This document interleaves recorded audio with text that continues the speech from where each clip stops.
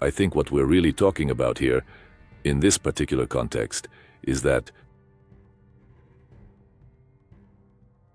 Trump intends, or rather is applying significant pressure on Iran so that Iran, let's say, begins to distance itself from China's sphere of influence.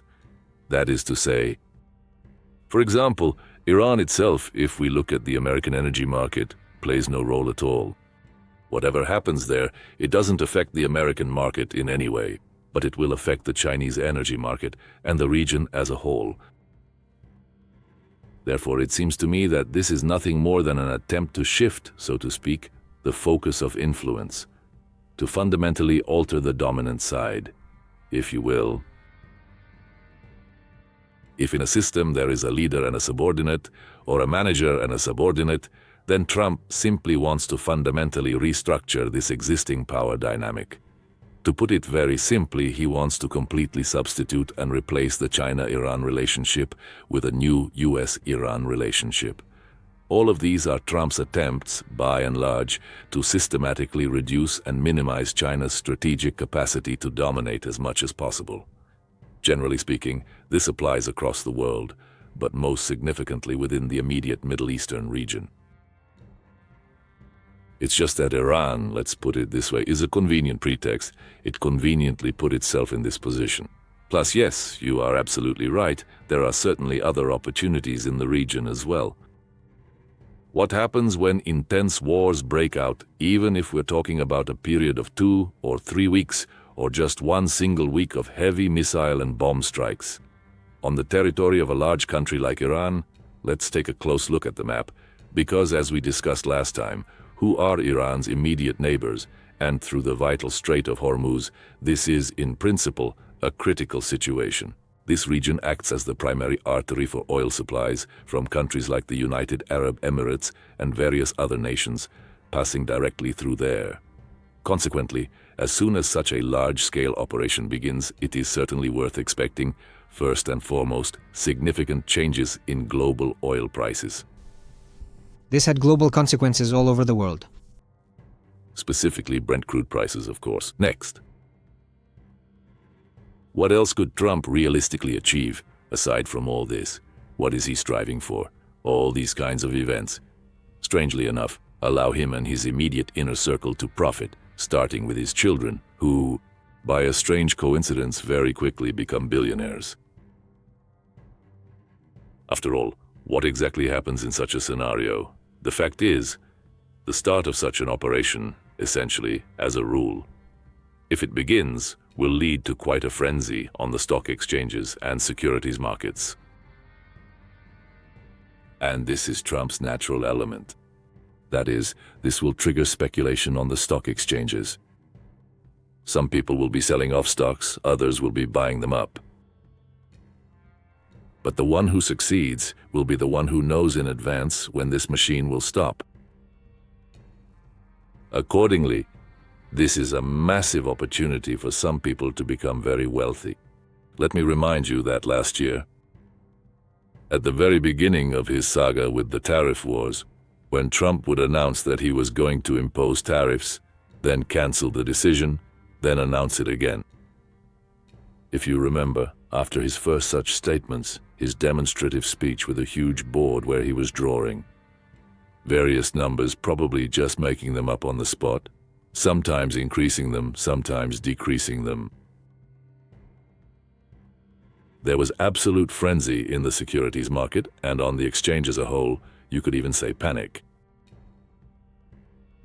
Trump promised tariffs, but 2 weeks later he reconsidered, saying he was giving them another chance. Furthermore, a significant number of prominent international media outlets noted that during this very specific period, some rather interesting and unusual events took place on the financial exchanges, so to speak. Certain investment companies, therefore, took a substantial risk and began to aggressively buy up large quantities of shares en masse across the market. As it later turned out, these companies were connected to Trump's children and his associates. And it was precisely during that period that his closest inner circle made truly fabulous amounts of wealth. You might say they are very, let's say, are they visionaries? No. Only people who knew in advance whether the event would or would not happen or how long it would last could have done this. This is Trump's signature style. Everything he does first and foremost for personal gain. In other words, this example has already happened before. And I think there is a high probability it will happen again in this situation. But first, and most importantly, in my personal opinion, this is clearly an attempt by Donald Trump to weaken China's global position, diminish China's international influence, and, if it is possible, reorient Iran and the entire region toward the United States of America. In other words, he is trying to create the necessary conditions and prerequisites for absolute economic and financial dominance in the entire surrounding region, which at this moment is essentially, if it's appropriate to say so, the primary domain of China. So, essentially, the strikes against Iran and the whole complex situation surrounding Iran is, in fact, a major showdown between Trump and Xi Jinping, representing a direct confrontation between the United States and China. Iran is merely a strategic tool through which Trump is actively trying to resolve this situation, to counter the broader reach of Chinese global expansion. Now let's take a look at this issue from an even broader perspective. We've already mentioned Venezuela more than once, the fight against drug cartels, the kidnapping of Maduro Greenland, which, according to Trump, is threatened by Russia and an aggressive China. Now it's Iran. What is happening with all of this? When Trump declared a fight against drug cartels, the U.S. fleet moved into the Caribbean basin. Before that, let me remind you, Trump was concerned about the Panama Canal. There have been quite a few different renamings, if you can recall correctly, of, well, geographical names. But at the same time, Trump basically managed in a rather unexpected way to push China out of control of the Panama Canal. That was his first, let's say, you could call it his first success. China was pushed out significantly. Then Trump supposedly started fighting the drug cartels. Well, at least under that pretext. Under the banner, under the guise of fighting drug cartels, Trump deployed massive forces and resources directed toward Venezuela, But let's not forget that in addition to the drug cartels and Maduro, in reality, Trump strategically positioned the fleet on one of the main maritime transport arteries.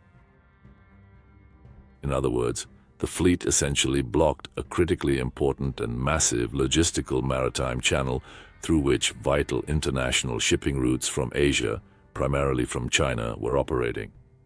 This included significant quantities of oil and other essential goods coming from Dagestan. Now, in a strategic shift, Trump has moved the entire fleet over to the Middle East. Here, it's perfectly clear to everyone that once again, Trump is obstructing yet another crucial and significant sector of maritime logistics. I mentioned Greenland, but for now, there's no American fleet there. And the key is, for now, there isn't.